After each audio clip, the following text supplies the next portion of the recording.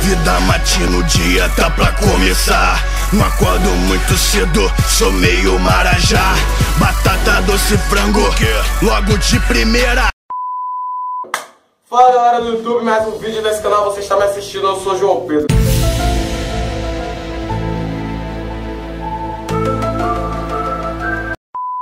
E no vídeo de hoje, galera, eu vou falar sobre fone de ouvido. Aí você me pergunta, mas por que você teve essa ideia de falar sobre fone de ouvido? Então, eu vou falar sobre fone de ouvido porque ele não é simplesmente um instrumento, sabe, que proporciona você escutar as paradas de uma forma mais particular. Nossa, ele proporciona meio que uma evasão da realidade, sabe, tipo uma parada meio romântica.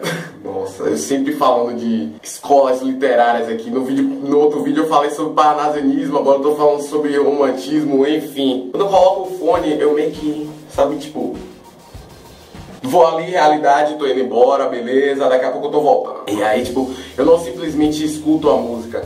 Eu não sei se vocês fazem isso, mas tipo, eu escuto a música e fico imaginando como seria eu dançando. Quando de repente alguém quer conversar com você. Se sinta uma pessoa muito importante na minha vida se eu tirar o fone, pelo menos um lado do fone pra falar com você. Sério, se sinta muito importante. Porque é um momento sagrado do meu dia. Eu tô ouvindo música, cara. Não é simplesmente tô ali, sabe? Não.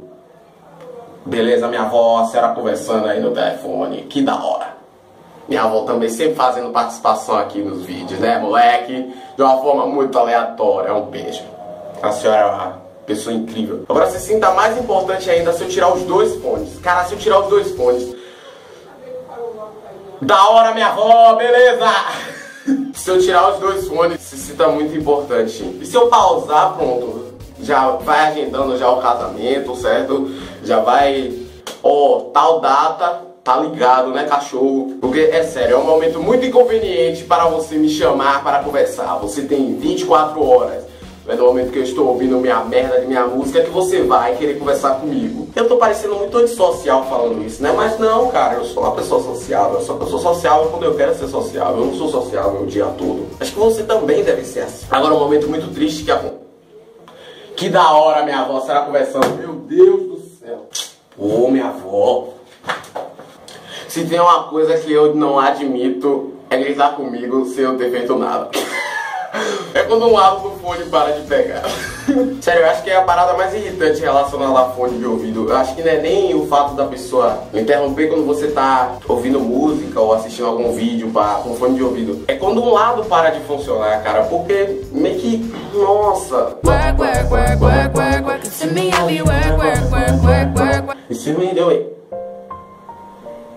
Oxi. Oxi. Não.